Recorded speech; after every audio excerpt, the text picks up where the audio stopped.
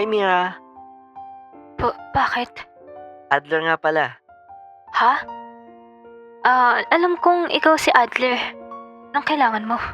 Pwede sumabay? Hindi na. Oy Mira, O Ian, ginagawa mo dito?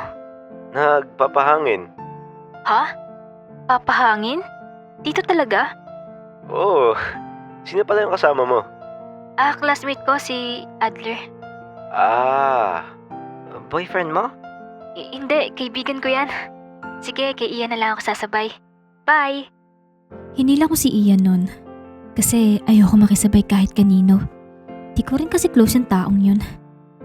Uy, teka lang naman. Bakit? Anong sa akin ka sasabay? Nagpapahangin yung tao eh. Since nagpapahangin ka, sabayan mo na ako. Yoko nga. Bakit? Sige na, nakatingin si Adler oh. Sabayan mo na ako. KJ mo naman, kahit dun lang sa kanto eh. Ba yan? Sige. Pagkahatid sa akin ni Ian, nagtataka ako dahil parang nagmamadali siya tapos kinakabahan. Tapos kanina pa siya tingin ng tingin sa phone niya. Para kang tanga sa ginagawa mo. Natatay ka ba? Baliw, hindi. Ba't kinakabahan ka? Basta, nandito na lang kita hatid ah. Bye.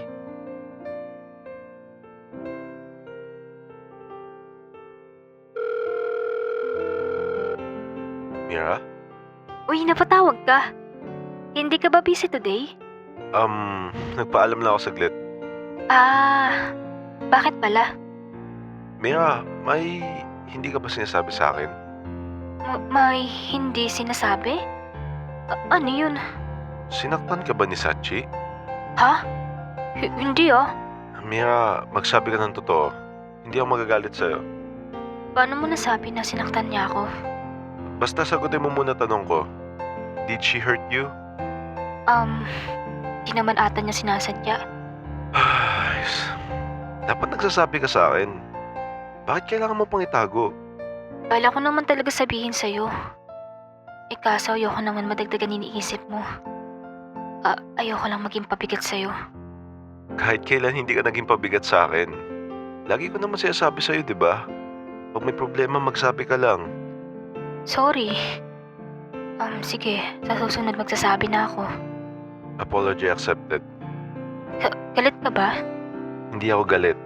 Galit ako sa ginawa mo. Sorry talaga. Okay lang, Mira.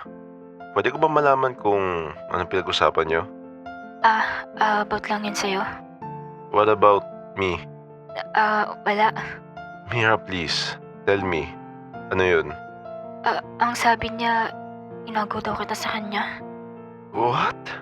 Babawiin ka daw niya sa akin. Nag-overthink lang ako. Inagaw ba talaga kita sa kanya? No, Mira. It's not like that. Wala kang inagaw. Una pa lang sa'yo na ako. Don't worry. Ako nakakausap kay Sachi para hindi ka na niya guluhin. Wag na. Baka magalit siya sa akin. Ano naman? Importante pa ba sa'yo kung magagalit siya sa'yo? Wala naman magagawa yung galit niya kung ikaw pa din pipiliin ko. Bakit mo pa siya kakausapin? Basta, ako nang bahala. Hindi ko pwedeng palagpasin yung pananakit niya sa'yo. At yun nga, natapos yung araw na yun na puro sermon niya. Putik na yan. Isa lang naman yung kutob ko kung sino nagsabi kay Ashi tungkol dun eh. Malamang si Ian. Napakadaldal ng bunganga. Kala mo babae eh.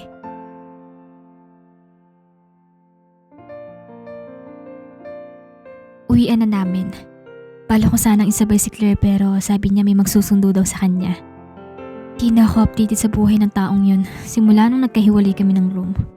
At habang naglalakad ako palabas ng gate, may epal na namang tumawag sa akin. Mira, wait. Tuloy-tuloy lang ako sa paglakad pero yung dalawang hakbang ko, isang hakbang lang para sa kanya. Takte. Ganun na ba kaliit pinti ko? Mira, wala kang kasabay? Wala. Bakit? Sakto, sabay ka na sa akin. Di na, may kasabay ako. Kala ko ba wala kang kasabay? Joke lang yun. Ayoko talaga makisabay kahit kanino, except kay Ian. Baka kasi mamaya malaman or makita ni Ashi na may kasabay ako na hindi niya kilala. Baka mayari ako dun. Siyempre, iwas tayo dyan. Kahit hindi ko kinikibo si Adler, sige pa din siya sunod sa akin. Hinihingal lang ako kakamadali maglakad dahil sa kanya eh. Dito na ako. Dito lang kasi papasok sa kanto yung bahay ko. Sige. Ingat ka. Nakakaya naman kasi sa kanya kung bigla ko siyang iiwan, di ba? Mukhang nakakabastos ata yun.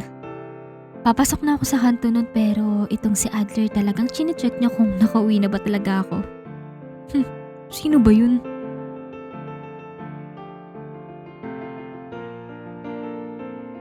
Hello, good evening. Miss na kita. Sana magkita na ulit tayo or makapag-banding man lang. Matik, mamayang madaling araw pa itong magre-reply.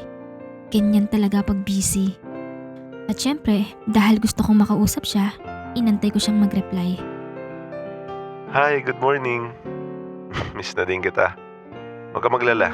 Makasama mo din ako ng matagal. Uy, buti nag-reply ka na. Oh, bakit hindi ka pa natutulog? Inaantay ka. Wala ka bang pasok bukas? Wala no? Kaya pala ang lakas mo magpuyat ah. Ikaw, pauwi ka na ba? Oo. Sobrang pagod. Pag uwi ko, magpapahinga na din kagad ako. Kala ko naman aayain niya ako makipagkita or kumain man lang dyan sa tabi-tabi. Ano pa nga bang asahan ko? Syempre pagod siya kakatrabaho. Dapat expected ko na yun. Ano, gusto mo ba kumain muna? Sige. Kinikilig na naman si auntie oh. Di niya talaga ako kayang tiisin. Wait for me, I'll pick you up there. Nag-retouch muna ako ng mukha nun. Minsan lang naman kami magkita eh. Alangan naman humarap ako sa kanya ng mukhang bangag. I'm here na. Paglabas ko noon, niyakap ko kagad siya. I miss you. Miss na kita. Halata nga. Sana lagi na lang ganito. Magkasama tayo. Gustuhin ko man pero sa ngayon kailangan muna natin magtiis. Tara, libre mo ako ah.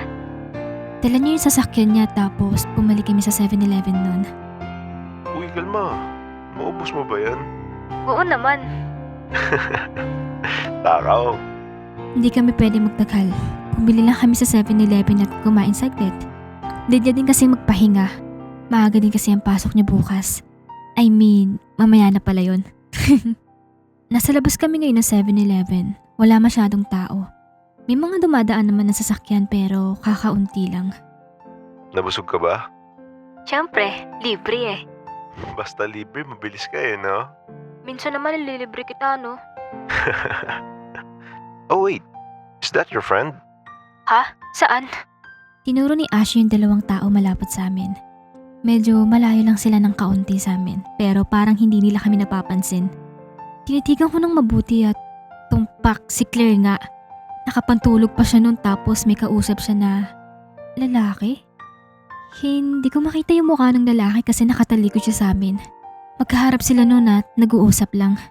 Pero nagulat ako nang biglang lumingon sa gawin namin yung lalaki. Ian?